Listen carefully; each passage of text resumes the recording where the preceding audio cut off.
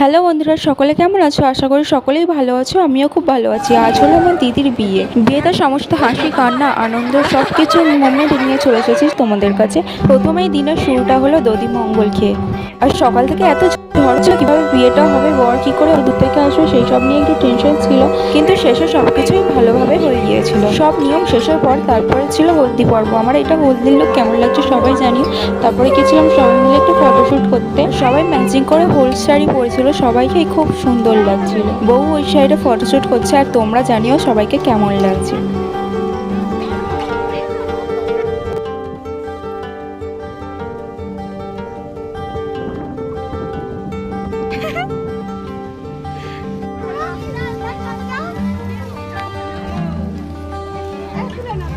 গায়ে হলুদের জন্য আর গায়ে হলুদের সমস্ত নিয়ম পালন করানোর জন্য নিয়ে গেছিল দিদিকে বাড়িতে। আর সকলে এক এক মিলে দিদিকে গায়ে হলুদ মাখাচ্ছিল।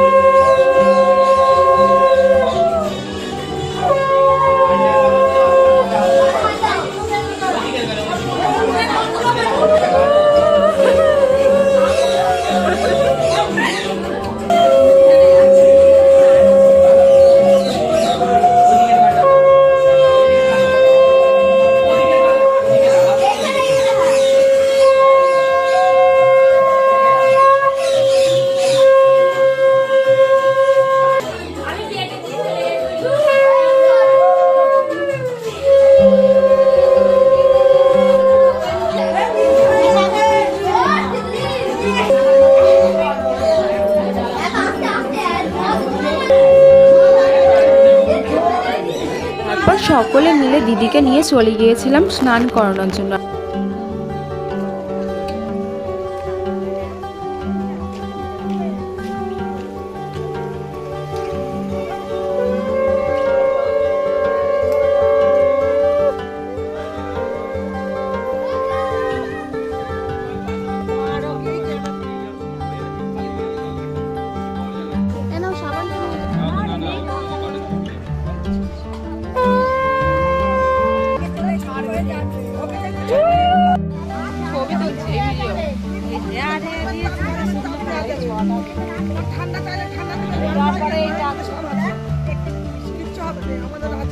তো নিয়ম পালন করানোর পর যে দিক থেকে এসেছিলাম তার উল্টো দিক দিয়ে দিদিকে নিয়ে সকলে মিলে চলে গিয়েছিলাম।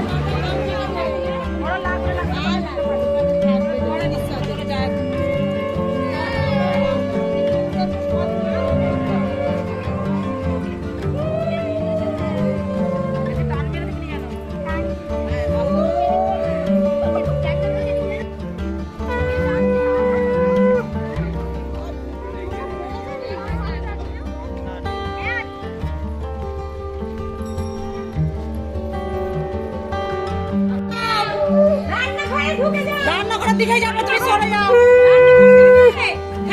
ওকে দেখ, সেই ঘরে চলে যাও, তুমি সেই ঘরে চলে যাও, ভেতর ঘরে। ওকে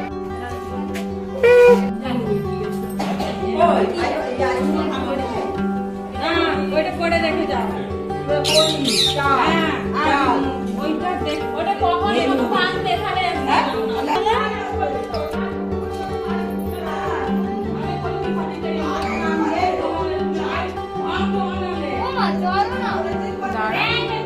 না না, আগে পরেও করে। এটা হলো সেই লজ যেখানে দিদির বিয়ে হবে, এখনও সাজানো হচ্ছে। আর দুপুরের লাঞ্চে বলো ডিনার সব কিছুই এখানেই আয়োজন করা হয়েছে, তাই এখানে সকলে মিলে লাঞ্চ করতে চলে এসেছিলাম আমরা।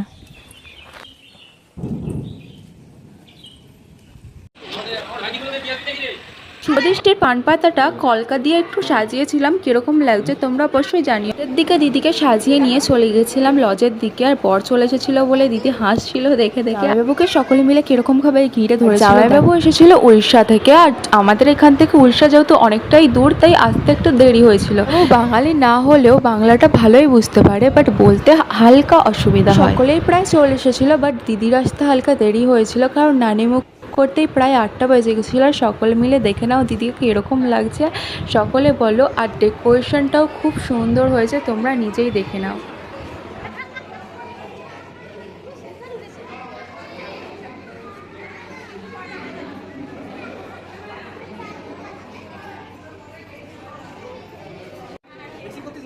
হ্যাঁ না, হ্যাঁ মিক্সিং করতাম।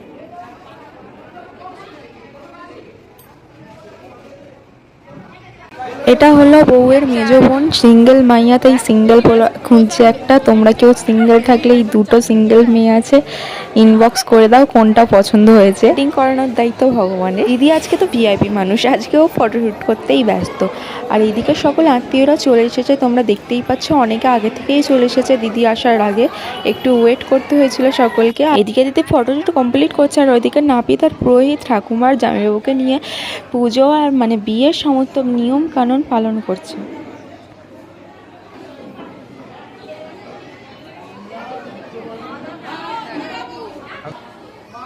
তারপর সমস্ত স্ত্রীরা মিলে জামাইবাবুকে বরণ করে নিচ্ছিল। সেটা তো বুঝতে একটু অসুবিধা হচ্ছিল যে এগুলো কি হচ্ছে, কারণ বাঙালির নিয়ম অনেকটাই আলাদা, আর জামাইবাবু ছিল অবাঙালি।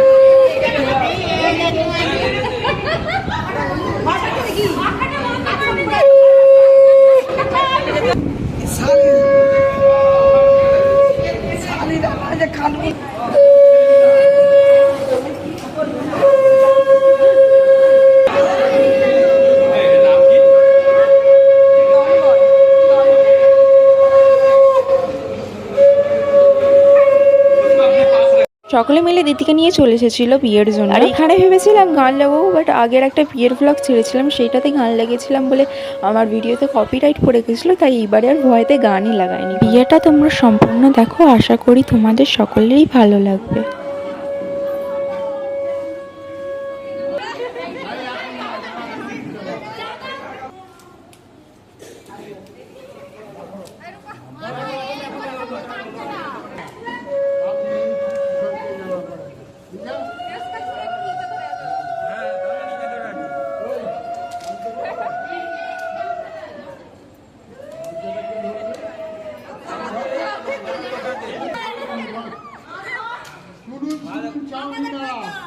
যারা আছে নাইপুরে তারা একটু সরে দাঁড়ান।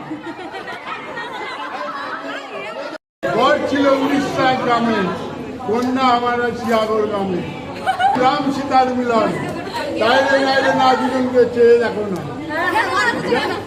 সেদিন আমি গিয়েছিলাম কলিকাতা, 52 বাজারে 53 গলি, সেখানে দেখি হুলোহুলি। কিসের হুলোহুলি? বিয়ের হুলোহুলি, গাছ চাউনি, রাম সীতার চাউনি, গাছ চেয়ে দেখো না।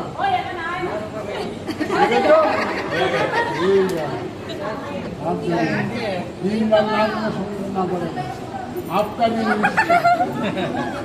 आपका ये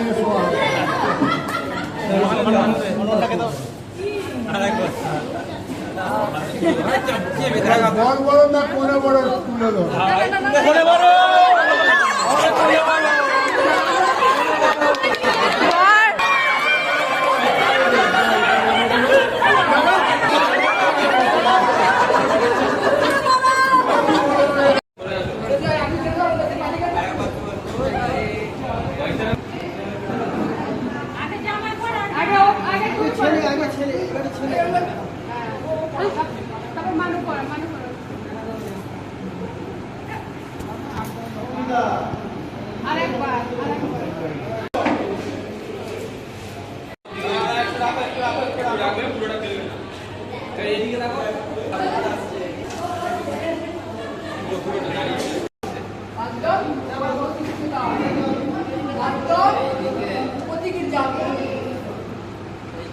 আসলে জামাইবাবুদের ওখানে আঙুলে করে সিঁদুর পরানো হয়, আর আমাদের এখানে ওই ডালার মতোটা দিয়ে। তো বুঝতে পারছিল না কিভাবে সিঁদুরটা পরাবে, তাই একটু ভুল হয়ে গেছিলো, বাট বিয়ে সম্পূর্ণ হয়ে গেছিলো। আর দুজনে খুশি থাকলে আর কি চাই, ছেলে মেয়ে সুখী থাকলে মা বাবাও সুখী। আশা করি ওদের আগামী জীবন যেন অনেক সুখের আর আনন্দের কাটে।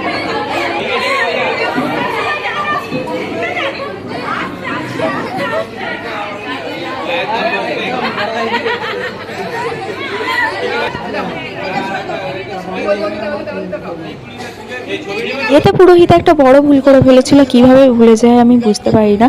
কারণ দিদিদেরকে 7 পাকে বাঁধা ঘোরানো হয়েছিল না, ওটা পরে বলা হয়েছিল, লক্ষ্য করা হয়েছিল না বিয়ের সময়, বাট পরে বলা হয়েছিল। বাট ওদের ওখানে মঙ্গলসূত্রটাই আসল, 7 পাকে বাঁধাটাও ঘোরানো জরুরি, বাট বিয়ে যখন হয়ে গেছে ভুলে গেছে, কিছু তো বিয়ে কমপ্লিটের পর একটু ফটোশ্যুট করা হচ্ছিল, আর এখানেতে শালিকে নিয়ে চাগিয়ে ফটোশ্যুট করা হচ্ছিল, আর অনেক মজা করা হচ্ছিল। আমাদের এখানে একটা নিয়ম আছে, বিয়ের পর বউবরকে একে অপরকে মাছের মাথা খাইয়ে দিতে হয়, রুই মাছের। বাট ফার্স্টে এটা দেখে অবাক হয়ে গেছিলো জামাইবাবু, লাস্টে সবাই বলে বুঝিয়ে দিল।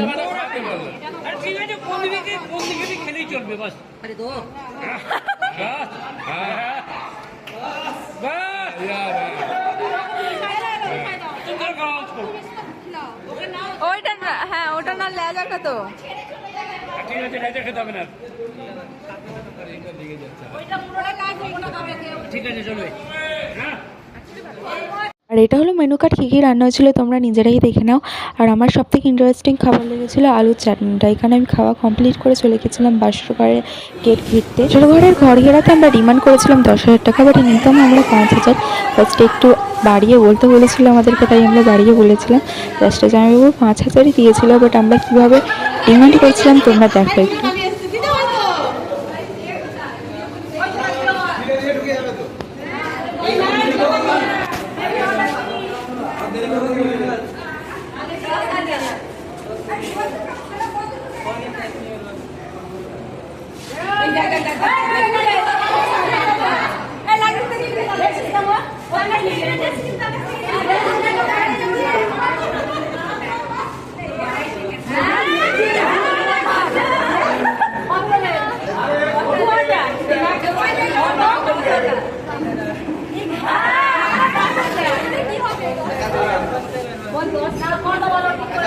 আচ্ছা না, 10 থেকে 8,000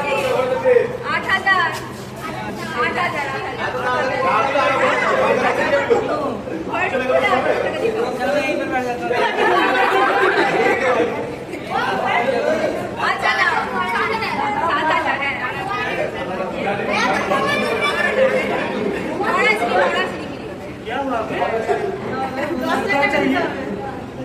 8,000 বলেছি না।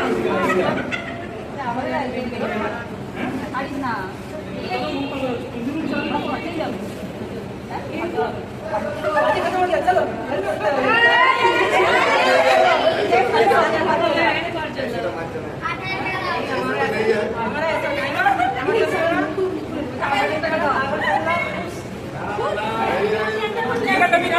ঘরে গিয়ে নিয়ে আসবে। আরে কিন্তু নিচে কেন তুমি অনলাইনে গিয়ে আমাদের থেকে আসবে।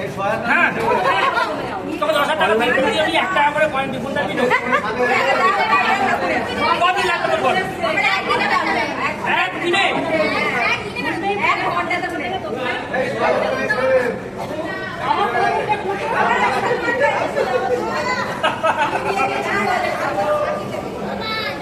আমি বিয়ে করতে গেছিলাম, আমাকে 3,000 টাকা চেয়েছিল, আমি বোম্বে থেকে সার এনেছিলাম, এমন ধাপ করে দিলাম খিল ভেঙে দিয়েছিল।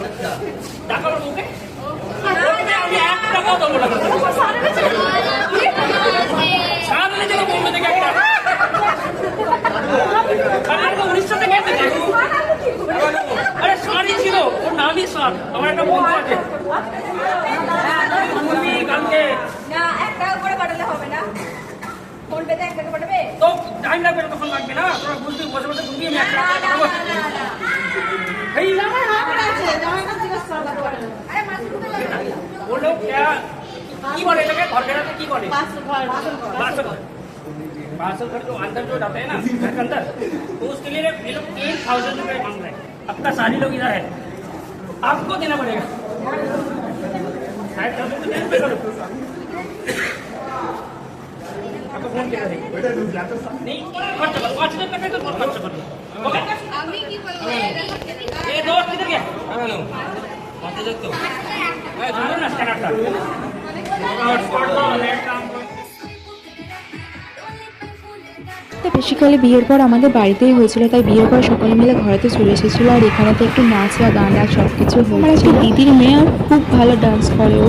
আর এর বয়স হচ্ছে 10 বছর, কেউ দেখে বলবেই না 10 বছর বয়স বলে, পুরো বড়দের মতো। ঘরে গিয়ে ঘুমিয়ে পড়েছিলাম, বাট ওরা সারা রাত জেগেছিল।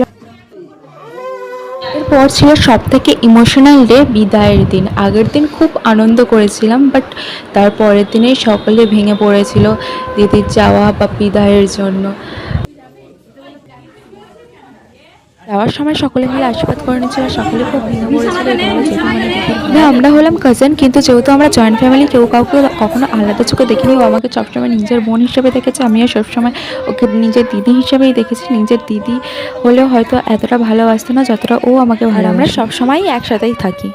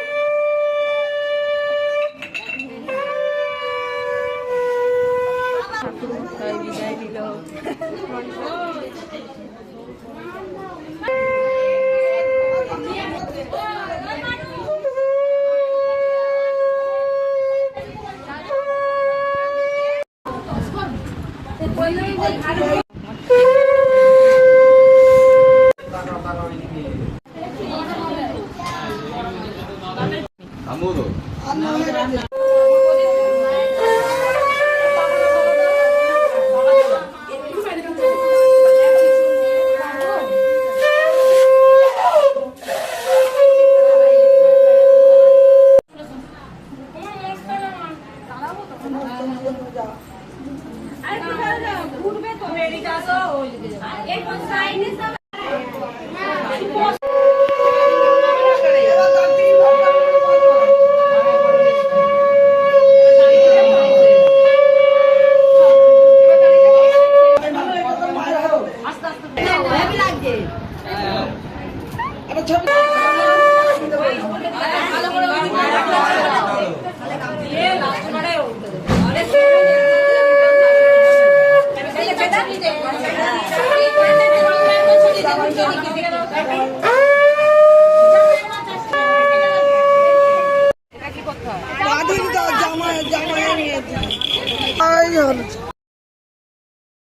সকলে মিলে দিদিকে রাখতে চলে গিয়েছিলাম উড়িষ্যাতে। আমি, কাকা, কাকিমা, বোনেরা, মামারা সকলে মিলে। আর রাস্তায় সকলের খিদে পেয়ে গেছিলো, তাই একটু চলে গেছিলাম রেস্টুরেন্টে, কারণ যেতে অনেকটাই দেরি হতো, প্রায় সন্ধে হয়ে যেত।